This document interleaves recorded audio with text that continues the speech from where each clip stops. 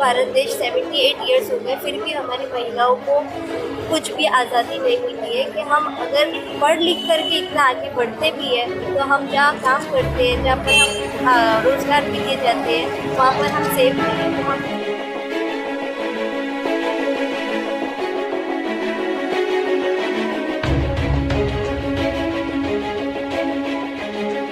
बाहर निकलने के बाद एक निर्भया जैसी हो गई, या अभी हमारी जो डॉक्टर मैडम है वो इतनी निडर होने के बावजूद भी उसने उसका कर्तव्य पूरा निभा रही थी, फिर भी लोगों ने उसको टारगेट किया है। और उसके बारे में इतना गंदी सोच रखने वाला वो निर्दयी पुरुष को तो मैं ये कहना चाहूंगी कि वो आदमी को हमारे लेडीज लोगों के हवाले कर दिया जाए।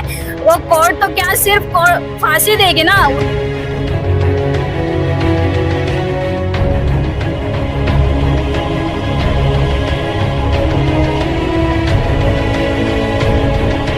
मार्च निकाला गया था, क्या वजह थी, क्या मामला था?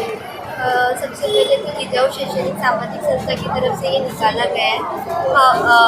हम हमारे पूरे पालघर और ठाणे जिले में ये और हर तालुके में प्रोटेस्ट किया जा रहा है। पूरे भारत देश में हमारे प्रोटेस्ट किया जा रहा है कि महिलाएं अभी तक के अपना आज़ाद होकर के भारत देश 78 ईयर्स हो गए, फिर भी हमारी महिलाओं को कुछ भी आज़ादी नहीं मिली है कि हम अगर पढ़ लिख करके इतना आगे बढ़ते भी है तो हम जहाँ काम करते हैं, जहाँ पर हम रोज़गार के लिए जाते हैं, वहाँ पर हम सेफ नहीं हैं। तो हम सरकार से यही दावा करते हैं कि महिलाओं के प्रति, महिलाओं के लिए अभी तो कुछ करो,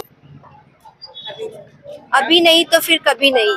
अब निर्भया केस में भी हमने देखा कि हर बार ऐसे ही होता है, ऐसे लाखों केसेस हमारे सामने, हमारे भारत देश के सामने आ चुके हैं, फिर भी सरकार इसको लेकर के इसको मद्देनजर नहीं रखती है, इसको इस तरीके से फेंक देती है जैसे ये कुछ इतना इम्पोर्टेंट नहीं है। तो हम चाहते हैं कि ये अभी जो गर्म मामला है इसको हम उठाएं, हमारी आवाज़ बनाएं। हर महिला का यही एक है कि वो आगे बढ़े, तो आगे बढ़े तो किस लिए बढ़े? आगे बढ़ने के बाद हमारे लिए आगे यही होता है कि रेप हो जाता है, या इस वजह से घर वाले भी परमिशन नहीं देते। तो हम चाहते हैं कि महिलाएं को आरक्षण मिले और उनको आगे बढ़ करके उनका साथ दे सरकार। कोलकाता में जो अभी मामला हुआ इसको लेकर आप किस तरह से इंसाफ की मांग करते हैं? हम इंसाफ यही चाहते हैं जैसे बाहर देशों में होता है, जैसे कि सऊदी अरबिया हो गया, और भी जैसे देश है जहाँ पर रेप के अगर केस अगर वहाँ पर होता है तो उनको डायरेक्टली फांसी दी जाती है, सजाए मौत होती है। तो हम भी हमारे भारत देश के संविधान से और हमारी देश की सरकार से यही एक वो मांग करते हैं कि जो रेप करते हैं उनको डायरेक्ट फांसी की सजा मिलनी चाहिए। जैसा कि सरकार का नारा है बेटी पढ़ाओ बेटी बचाओ, और हम देखते हैं निर्भया केस में, बिल्किस बानो केस में, या फिर आसिफा के केस में पूरे मुल्क में एहतजाज हुआ मगर कोई रिजल्ट नहीं आया।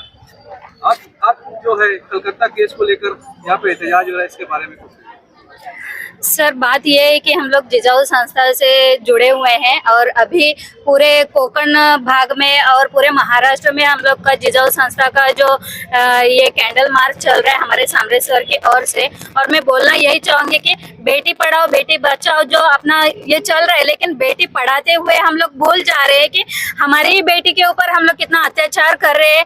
और बाहर निकलने के बाद एक निर्भया जैसी हो गई, या अभी हमारी जो डॉक्टर मैडम है वो इतनी निडर होने के बावजूद भी उसने उसका कर्तव्य पूरा निभा रही थी, फिर भी लोगों ने उसको टारगेट किया है। और उसके बारे में इतना गंदी सोच रखने वाला वो निर्दयी पुरुष को तो मैं ये कहना चाहूंगी कि वो आदमी को हमारे लेडीज लोगों के हवाले कर दिया जाए। वो कोर्ट तो क्या सिर्फ फांसी देगी ना, उसके अलावा तो उसका कुछ नहीं होगा। उसका जो 5 मिनट का जो फांसी है वो उसको देके क्या फायदा है सर? उसको ऐसा दर्दनाक मौत दिया जाए कि समाज में और पूरा भारत देश में एक मिसाइल कायम होना चाहिए कि और भी ऐसे सोचने वाले लोगों के रोंगटे खड़े होने चाहिए कि वो सोचते ही उनको ऐसा लगना चाहिए कि नहीं, वो किसी भाई की बहन है, किसी की बेटी है या मेरी बहन है, ऐसा सोच उनके अंदर निर्माण होना चाहिए। तो उसको सिर्फ फांसी देकर मामला रफा दफा नहीं करना चाहिए, उनको बड़े बाजार में लेके आके उनको जो जो वो तकलीफ वो लेडीज ने सहा है, हमारी बहन ने सहा है, आइंदा से वैसा तकलीफ किसी को भगवान न करे देना चाहिए। और उनको लेडीज लोगों के हवाले करके उसका पूरा जो है जो जो उसको दर्द मिला है, उसकी उंगली टूट गई, पैर पे पहुंचा है, पेट के ऊपर पता नहीं कहाँ कहाँ उसको जख्म हुए, उसने पूरे 40 मिनट तक उसको इतने जख्म दिए हैं, वो 40 मिनट को 40,000 मिनट तक उसको जख्म देना चाहिए।